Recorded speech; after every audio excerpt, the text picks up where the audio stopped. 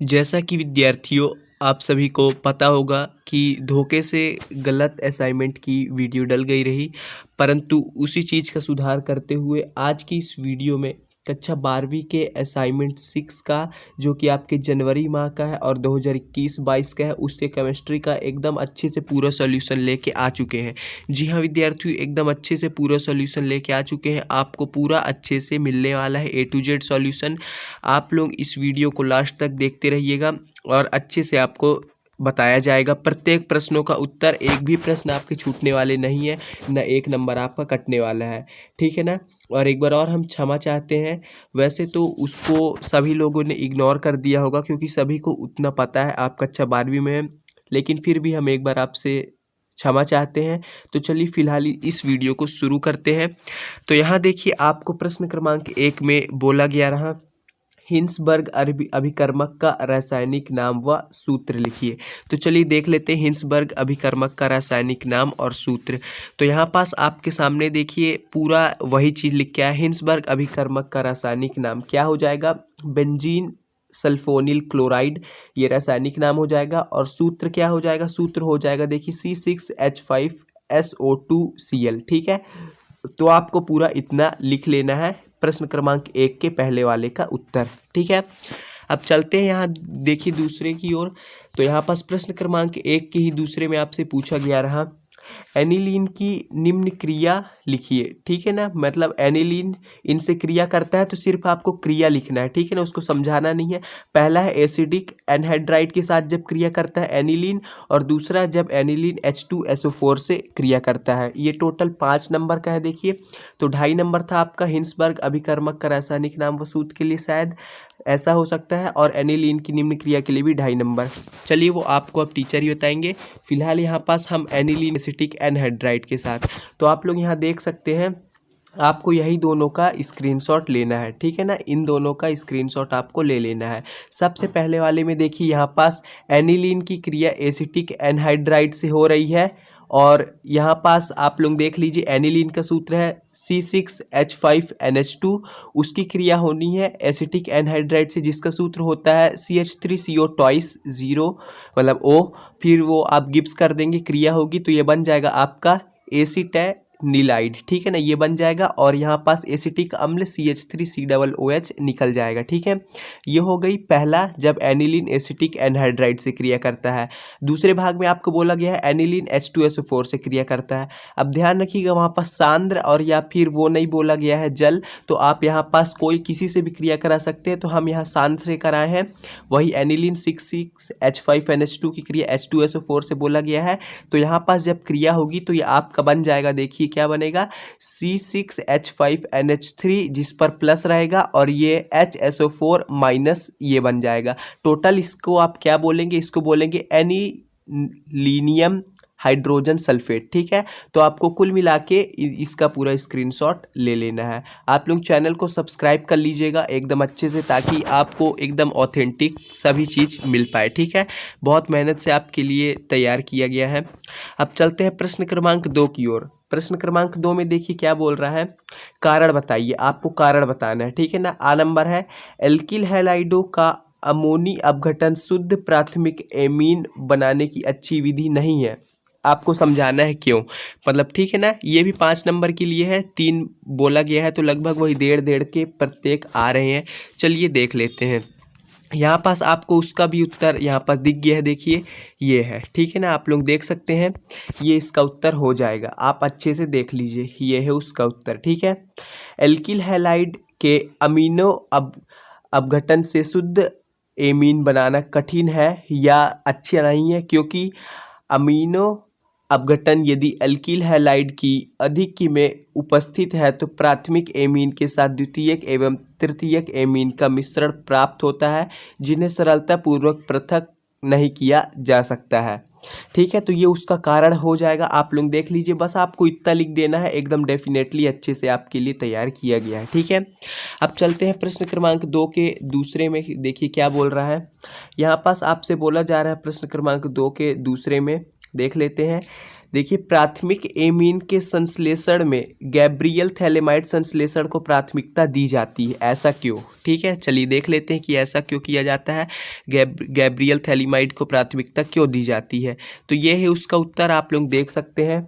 ठीक है ना, इसका उत्तर हो जाएगा गैब्रियल थैलेमाइड अभिक्रिया शुद्ध प्राथमिक एमीन बिना 2 डिग्री तथा मतलब कि द्वितीयक एमीन और तृतीयक एमीन की मिलावट के देते हैं, इसलिए प्राथमिक एमीन संश्लेषण में इसे प्राथमिकता दी जाती है। ठीक है, आप लोग अच्छे से इसको बस लिख लीजिए, आपको इतना बस लिखना है क्योंकि ये 1.5 नंबर का है, तो आपको बस इतना ही लिख देना है, पूरा नंबर मिल जाएगा।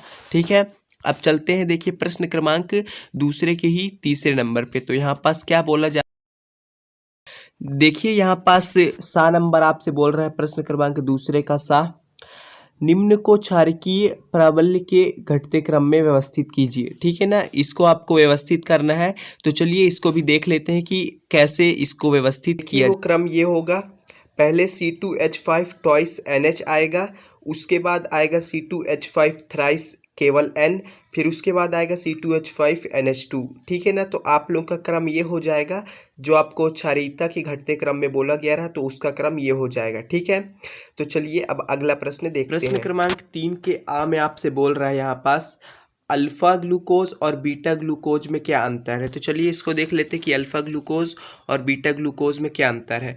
तो आप लोग यहाँ देख लीजिए, सबसे पहले परिभाषा में अंतर आप लिखेंगे। ठीक है, तो आप चाहे तो वो बीच में ऐसे वो बना सकते हैं, ठीक है ना, और नहीं तो आप ऐसे भी लिख लीजिए हेडिंग वाइज, तो बहुत ज़्यादा अच्छा रहेगा। तो देखिए अल्फा ग्लूकोज की यहाँ पास आपको परिभाषा दिख गई होगी। ठीक है, अल्फा ग्लूकोज की परिभाषा ये वाली है, आप लोग देख सकते हैं, और बीटा ग्लूकोज की वाली है, हेडिंग भी आपको आपके लिए दिया गया। पहला अंतर ये हो जाएगा। दूसरा अंतर हो जाएगा गलनांक में, आप लोग देख सकते हैं अल्फा ग्लूकोज का पिघलने का बिंदु 146 डिग्री है और बीटा ग्लूकोज का गलनांक 150 डिग्री होता है। ठीक है ना, वही पिघलने का बिंदु अर्थात गलनांक की बात ही हो रही है। तो अल्फा ग्लूकोज का 146 डिग्री है और यहाँ पास इसका 150 डिग्री है।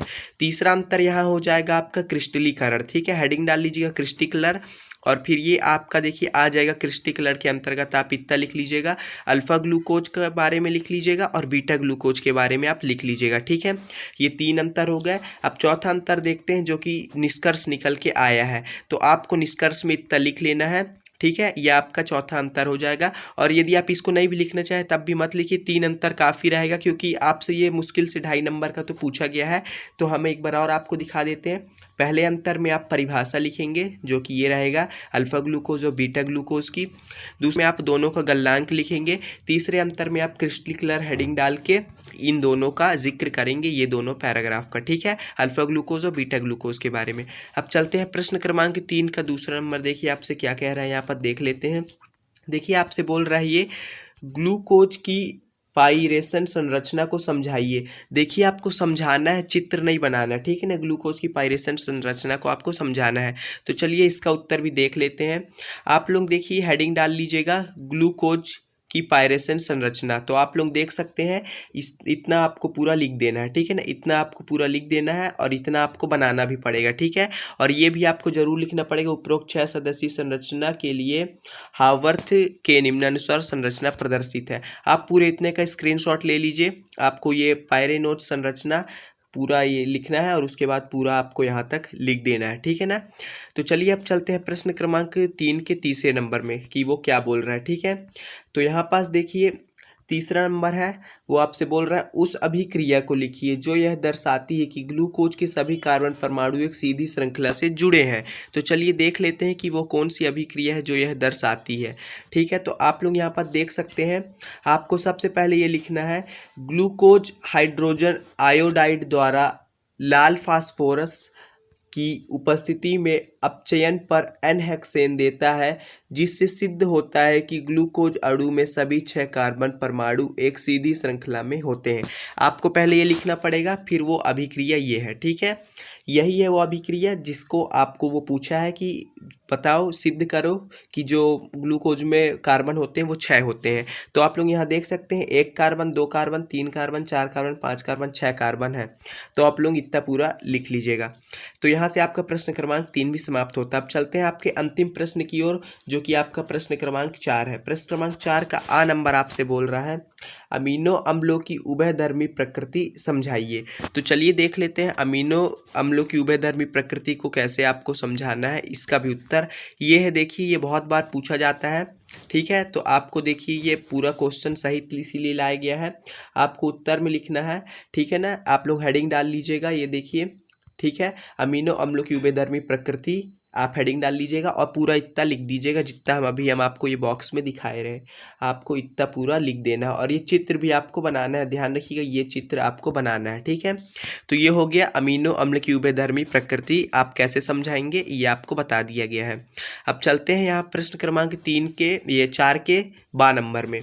ये आपसे पूछ रहा है, देखिए न्यूक्लिक अम्लों के जैविक कार्य लिखिए। आपको जैविक कार्य लिखने हैं और उन कार्य को बस लिख के छोड़ नहीं देना है, उसको हेडिंग डाल के उसके अंतर्गत आपको समझाना भी है, ठीक है। तो चलिए इसको भी देख लेते हैं कि वो 2 कार्य आप कैसे अच्छे से समझाएंगे।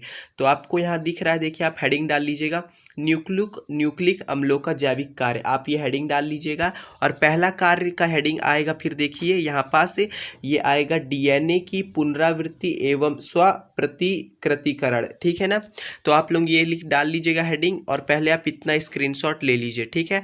आप पहले इतना पैराग्राफ का स्क्रीनशॉट ले लीजिए, ठीक है, इतना। या तो इसको भी आप 2 भाग में ले सकते हैं, पहले भाग में इतने का ले लीजिए, ठीक है। पहले भाग में आप इतने का ले लीजिएगा स्क्रीनशॉट, उसके बाद आपको इतने का स्क्रीनशॉट ले लेना है, ठीक है। फिर इतने का ले लेने के बाद 2-3 लाइन और बचेगा, ये आपको इतना लिख लेना है। ये हो गया आपका पहला कार्य।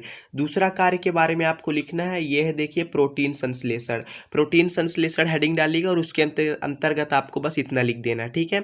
बस आपको इतना ही लिखना है। यहाँ से आपका प्रश्न क्रमांक 4 का दूसरा वाला भी समाप्त होता है, ठीक है। तो अब चलते हैं प्रश्न क्रमांक 4 के 7 नंबर में, जो कि आपसे बोल रहा है प्रोटीन की द्वितीयक संरचना को समझाइए। तो चलिए इसको भी देख लेंगे। उसके पहले आप लोग चैनल को जरूर सब्सक्राइब कर लीजिएगा ताकि हम आपकी और भी मदद कर पाए।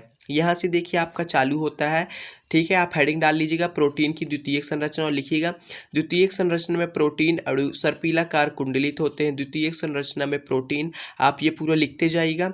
पहले इतना लिख लीजिएगा, फिर आपको इतना और लिख लेना है, ठीक है। द्वितीयक संरचना वाले प्रोटीन जल में अघुलनशील तथा रेशेदार होते हैं। इसकी द्वितीयक संरचना 2 प्रकार की होती है, ध्यान रखिएगा। यहाँ पास जो प्रोटीन की द्वितीयक संरचना होती है वो भी 2 प्रकार की होती है। पहली होती है अल्फा हेलिक्स और दूसरा होता है बीटा प्लेटेड सीट। तो पहले आपको अल्फा हेलिक्स के बारे में देखिए कितना लिखना है, इतना लिख लेना है अल्फा हेलिक्स के बारे में, ठीक है। हेडिंग डाल लीजिएगा अल्फा हेलिक्स और इतना लिख लीजिएगा, ठीक है। ये हो गई अल्फा हेलिक्स और फिर उसके बाद आपको यहाँ पास बीटा ये प्लेटेड सीट के बारे में बस इतना लिख लेना है, ठीक है ना। आप इतना ही बस लिखिएगा तो चलेगा, बस आपको इतना लिख देना है क्योंकि बहुत ही कम नंबर का आया। 5 नंबर के अंतर्गत 2-3 प्रश्न पूछे गए हैं, तो मुश्किल से 2 नंबर के या 1.5 नंबर के ही ये प्रश्न आपके बन रहे हैं। तो आपको इतना लिखना रहा प्रोटीन की द्वितीयक संरचना के बारे में। तो आपको ये वीडियो कैसे लगी कमेंट सेक्शन में बताइएगा और चैनल को सब्सक्राइब कर लीजिएगा, वीडियो को लाइक कर दीजिएगा। धन्यवाद।